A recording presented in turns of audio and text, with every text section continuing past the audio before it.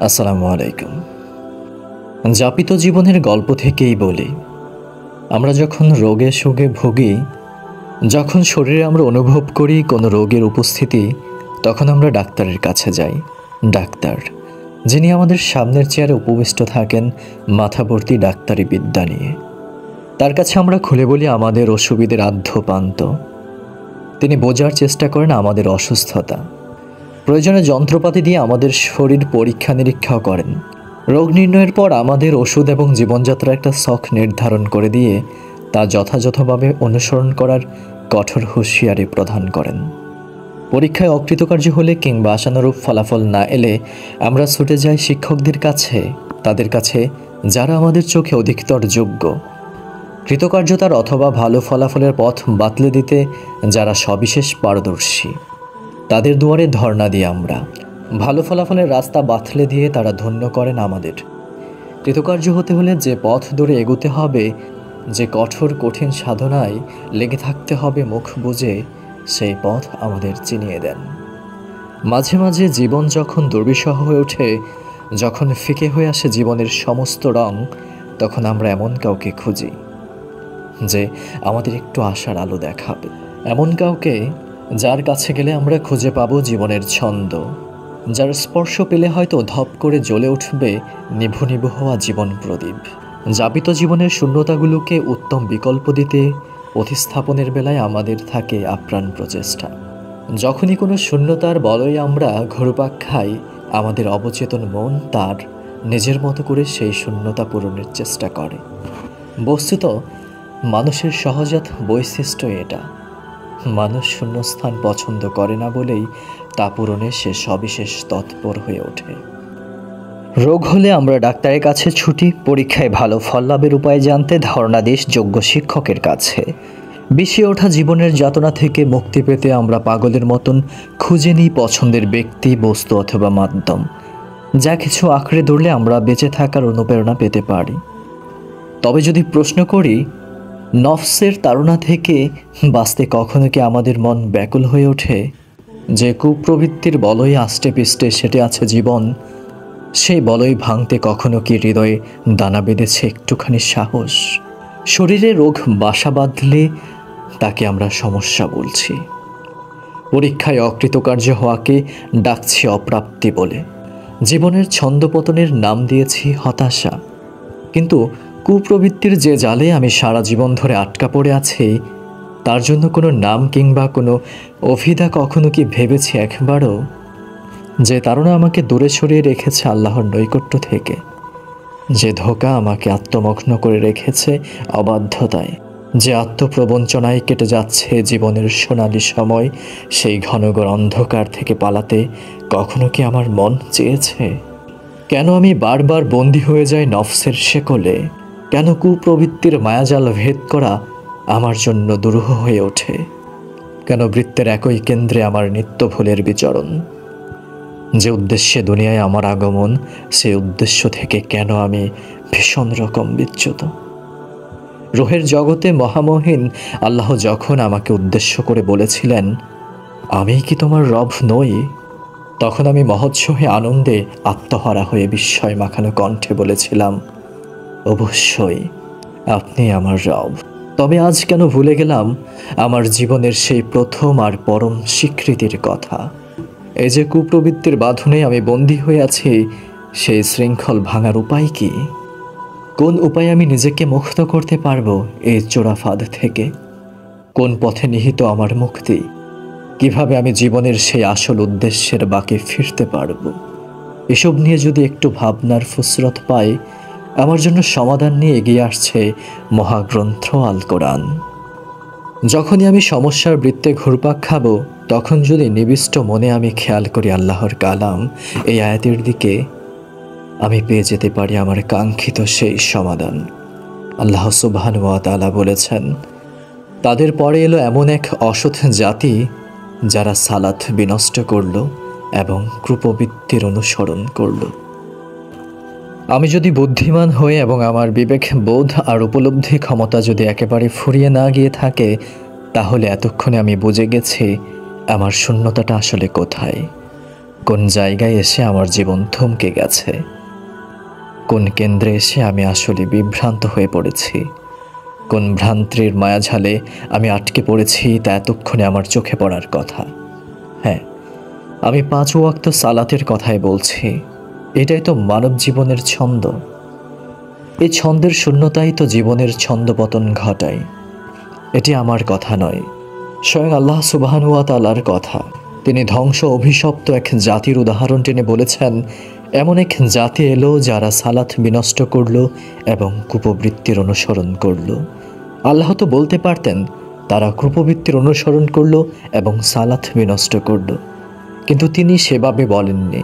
তিনি আগে সালাত বিনষ্টের কথা বলেছেন এবং এরপর বলেছেন কুপবৃত্তির অনুসরণের কথা। আল্লাহ সুবহানাহু ওয়া তাআলা অভিশপ্ত এক জাতির বর্ণনা দিতে গিয়ে আমাদের জানাচ্ছেন যে তারা সালাত বিনষ্ট করেছে এবং কুপবৃত্তি অনুসরণ করেছে। তারা কিন্তু আগেই কুপবৃত্তির দিকে ঝুঁকে পড়েনি, তারা সালাত ছেড়েছে। সালাত ছেড়ে দেওয়াতেই সহজেই তারা কুপবৃত্তির দিকে আকৃষ্ট হয়েছে এবং এর ফলস্বরূপ তারা হয়ে পড়েছে অভিশপ্ত। মোদ্দা কথা, সালাত হলো বান্দা এবং শয়তানদের মাঝে একটা শক্ত বেষ্টনী, একটা মজবুত দেওয়াল। বান্দা যখন নিজেকে সালাতের সাথে যুক্ত রাখে তখন শয়তান তাকে বিভ্রান্ত করতে পারে না। যে বান্দা নিজেকে সালাতে হাজির রাখে, শয়তানের তীর সেই বান্দাকে আঘাত করতে পারে না। আল্লাহ সুবহানাহু ওয়া তাআলা সেই বান্দাকে তার সুরক্ষা বলয়ে অন্তর্ভুক্ত করে ফেলেন। ভাবছেন এটিও কি আমার কথা? একদমই না। আল্লাহ সুবহানাহু ওয়া তাআলাই বলেছেন, নিশ্চয়ই সালাত অশ্লীল ও মন্দ কাজ থেকে দূরে রাখে। আয়াত নাম্বার 45 সূরা আনকাবুত। সালাত হচ্ছে বর্মের মতো। যতক্ষণ সালাত নামের বর্মটা সত্যিকার অর্থেই আমার দেহের সাথে লেপ্টে থাকবে, ততক্ষণ শত্রুর আঘাত আমাকে আহত করতে পারবে না। শত্রুর সমস্ত আঘাত এই বর্মে লেগে ধূলিসাৎ হয়ে যাবে। অথবা সালাতকে আমরা একটা সুরক্ষা বলয়ের সাথেও তুলনা করতে পারি। যতক্ষণ আমি এই বলয়ের মাঝে থাকব, ততক্ষণ আমার দ্বারা কোনো মন্দ কাজ সংগঠিত হবে না। সালাত যখন আমার জীবনের অংশ হয়ে দাঁড়াবে, তখন যাবতীয় মন্দ কথা, মন্দ ভাবনা আমার অন্তরে আর উদিত হতে পারবে না। অথবা উদিত হলেও সেসব ব্যাপারে আমি বেখেয়াল হব না। যখনই মন্দ চিন্তা আর মন্দ ভাবনা আমার অন্তরে দখল নিতে চাইবে, তখনই আল্লাহর রহমতে আমার ভেতরে সেসবের ব্যাপারে অনুশোচনা তৈরি হবে এবং আপ্রাণ চেষ্টায় আমি সেগুলোকে আমার ভাবনার জগৎ থেকে মুছে ফেলতে পারব। কিন্তু যখনই আমি সালাত ত্যাগ করব, যখন সালাতের ব্যাপারে আমার হৃদয় মন উদাসীন হয়ে উঠবে, তখন আমার অন্তরে ঢুকে পড়বে কুপবৃত্তির হাওয়া। যেহেতু আমার সাথে সালাতের তখন সম্পর্ক ছেদ হয়েছে, সেহেতু কুপবৃত্তির আশকারাকে প্রতিহত করার এবং অন্তরে উদিত হওয়া সেই মন্দ ভাবনা আর মন্দ চিন্তাগুলোকে ঝেড়ে ফেলার মতো যথেষ্ট শক্তি আর উৎসাহ আমার ভেতরে অবশিষ্ট থাকবে না। আমাকে সালাতবিহীন অবস্থায় পেয়ে কুপবৃত্তির যে হাওয়া আমার অন্তরে ঝেঁকে বসবে, সেই হাওয়া আমাকে বিকল, বিভ্রান্ত ও ব্যর্থ বানিয়ে ছাড়বে। সে অভিশপ্ত জাতি যাদের উদাহরণ আল্লাহ সুবহানাহু ওয়া তাআলা কোরআনে টেনেছেন, তাদের কথাই ভাবুন। তারা প্রথমে বিনষ্ট করলো তাদের সালাত, এরপর কি হলো? কুপবৃত্তি তাদের অন্তরে ঝেঁকে বসল। কুপবৃত্তির সেই মায়াজাল ভেদ করে তাদের আর বের হয়ে আসা হলো না। এই দ্বৈত পদস্থলনের ফলে তারা পরিণত হয়েছে চরম অভিশপ্ত এক জাতিতে, যাদেরকে কিয়ামত পর্যন্ত আল্লাহ সুবহানাহু ওয়া তাআলা উদাহরণ হিসেবে পেশ করেছেন।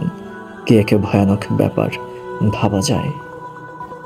এবার চলুন আমরা নিজেদেরকে জিজ্ঞেস করি, কেন আমরা শয়তানের ওয়াসওয়াসা কাটিয়ে উঠতে পারি না?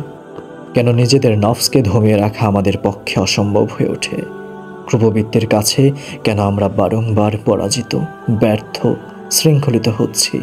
কোরআনের সুরলোহতি কেন আমাদের অন্তরে প্রশান্তি এনে দিতে পারে না?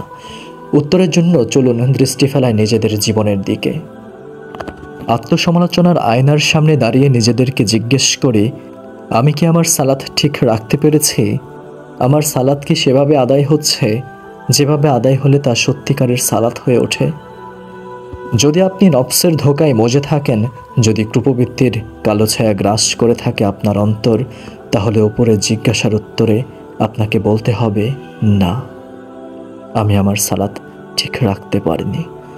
সালাত আদায় আমি ভীষণ অলস, অথবা আমার সালাতে কোনো প্রাণ নেই।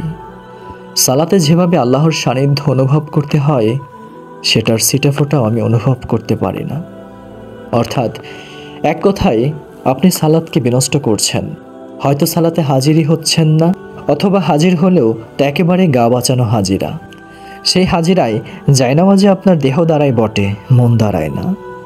যে সালাতে দেহ আর মনের যৌথ সম্মিলন ঘটে না, সেই সালাত শারীরিক ব্যায়াম বই আর কোনো কিছু হয় না। তাহলে উপায়? কোন পথে ফেরা যাবে গন্তব্যে? কোন উপায় জীবনের নতুন ছন্দে মাতানো যাবে আবার? কোন সে জীবন কাঠি যার স্পর্শে জীবন ফিরে পাবে প্রাণ? মরা গাঙ্গে আসবে বসন্তের জোয়ার। উত্তর আসে এই একই জায়গায়, ঠিক যে জায়গায় থেকে শূন্যস্থানের সৃষ্টি, সালাত। আয়াতটির দিকে আরেকটি বার খেয়াল করুন। তাদের পরে এলো এমন এক অসৎ জাতি যারা সালাত বিনষ্ট করল এবং ক্রুপবৃত্তির অনুসরণ করল। তারা অভিশপ্ত হয়েছিল, জীবনের ছন্দ হারিয়েছিল কেবল সালাত বিনষ্ট করে। সালাত বিনষ্ট করায় তারা আপনা আপনি ঢুকে পড়েছে ক্রুপবৃত্তির মায়াবৃত্তে। সেই বৃত্ত থেকে তারা আর বেরোতে পারেনি, তারা হয়েছে পথভ্রষ্ট। আজ আমরা যারা জীবনের ছন্দ হারিয়ে হাপিত্যেশ করছি, জীবনের গতিপথ মন্দার হয়ে যাওয়ায় যারা সমাধানের রাস্তা খুঁজে বেড়াচ্ছি, আমাদেরকে একটু সময় হবে সালাতগুলোর ব্যাপারে চিন্তা করার। যাপিত জীবনের দৈনন্দিন রুটিনে সালাদটাকে আবশ্যক কর্তব্য করে নেওয়ার ব্যাপারে একটু মনোযোগী কি আমরা হতে পারি না? বাতাস থেকে অক্সিজেন গ্রহণ না করলে আমাদের অস্তিত্ব যেমন সংকটে পড়ে যাবে, ঠিক সেভাবে সালাতের ব্যাপারে উদাসীনতা মন্দার করে দেবে আমাদের জীবনের সকল ছন্দ, সকল গতিময়তাকে। তাই ক্রুপবৃত্তির ধোকার মাঝে আর হাবুডুবু খাওয়া নয়, আর নয় রোজকার অগোছালো জীবন। আজ ঠিক এই মুহূর্তে থেকে চলুন আমরা হয়ে উঠি এক অন্য মানুষ।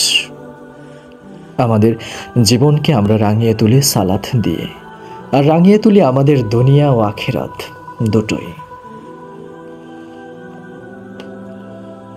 ধন্যবাদ। পড়ছিলাম আরিফ আজাদ স্যারের লেখা এবার ভিন্ন কিছু হোক। বেলা ফুরাবার আগে বইটির দ্বিতীয় কিস্তি ধারাবাহিকভাবে আপনাদের উৎসাহ পেলে পাঠ করে যাব। আপনাদের কেমন লেগেছে, পরবর্তী পাঠ চান কি না, সেটা অবশ্যই কমেন্টে বলবেন। ভালো থাকবেন সবাই। পরবর্তী টপিকে, পরবর্তী ভিডিওতে কথা হবে। আল্লাহ হাফেজ।